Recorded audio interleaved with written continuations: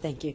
There are some in Tasmania popping the champagne corks over Minister Watts's approval of Robbins Island wind farm proposal. I am not one of them. Firstly, it is in the wrong place, and secondly, it has no community support. I've been talking about the problems with this wind farm proposal for years now. It not only impacts on the Tasmanian devil, the only disease-free devils in Tasmania, it also screws up a key squid fishery because they have to build a 500-metre wharf right on top of the squid breeding ground.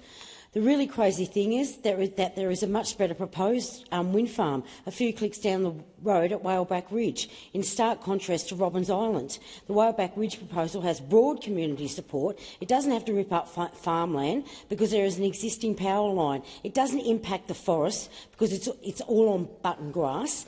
And this is crucial, it has broad community support once again, and it's owned by a Tasmanian company. The owners of Robbins Island is a Filipino company. Nothing wrong with that, but you would think as a country we'd be prioritising Australian companies first. So despite bird experts saying this will directly impact 20 critically endangered shorebirds, potentially chop up our swift parrots and our eagles, and screw up a productive squid and fish breeding ground, none of that mattered to Minister Watt. The Minister of Environment was obviously oblivious to any science presented to him and ticked it off anyway.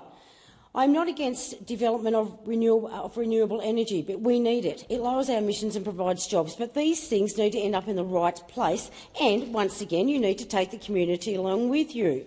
But when you have a bigger, better proposal that has community support, I just don't understand why you haven't done that in the first place.